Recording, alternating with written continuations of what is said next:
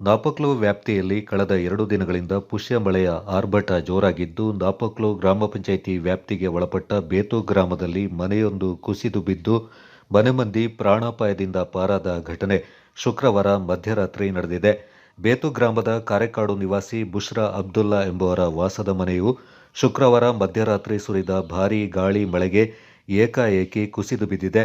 ಮಗಳೊಂದಿಗೆ ಮನೆಯ ಕೋಣೆಯಲ್ಲಿ ನಿದ್ರೆಗೆ ಜಾರಿದ್ದ ಬುಷ್ರಾ ಅವರಿಗೆ ಮನೆಯ ಮೇಲ್ಛಾವಣಿ ಬೀಳೋ ಭಾರೀ ಶಬ್ದ ಕೇಳಿ ಎಚ್ಚರಗೊಂಡು ಪ್ರಾಣ ರಕ್ಷಣೆಗಾಗಿ ಮಗಳೊಂದಿಗೆ ಮನೆಯಿಂದ ಹೊರಗೆ ಓಡಿ ಬಂದಿದ್ದಾರೆ.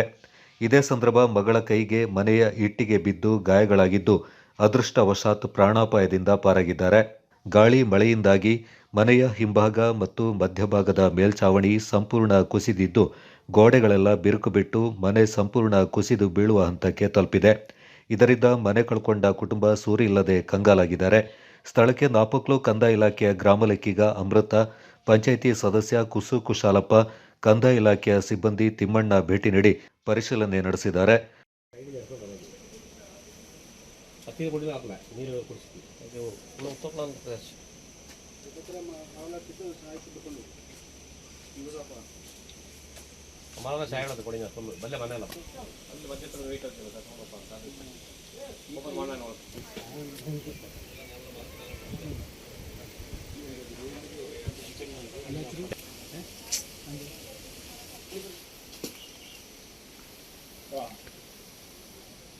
अरे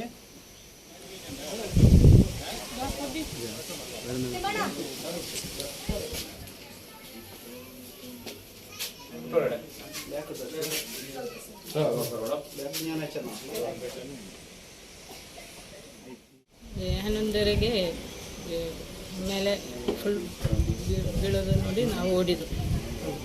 ಈ ಕೈಗೆ ಸ್ವಲ್ಪ ನನಗೆ ಇದು ಸಹ ಸ್ವಲ್ಪ. ಪಾಲೂರು ಕೊಟ್ಟಮಡಿ ಗ್ರಾಮದ ನಿವಾಸಿ ರಶೀದ್ ಎಂಬುವರ ಮನೆಯ ಅಡುಗೆ ಮನೆ ಕೋಣೆಯು ಭಾರೀ ಗಾಳಿ ಮಳೆಗೆ ಕುಸಿದು ಬಿದ್ದು ಹಾನಿ ಉಂಟಾಗಿದೆ. ನಾಪಕ್ಲು ಹಳೆ ತಾಲೂಕು ನಿವಾಸಿ ಎಂಎಚ್ ಅಬೂಬಕ್ಕರ್ ಎಂಬುವರ ಹೋಟೆಲ್ ಮಳಿಗೆಯ ಹಿಂಬದಿ ಗೋಡೆ ಭಾರೀ ಗಾಳಿ ಮಳೆಗೆ ಕುಸಿದು ಬಿದ್ದು ಅಪಾರ ನಷ್ಟ ಉಂಟಾಗಿದೆ.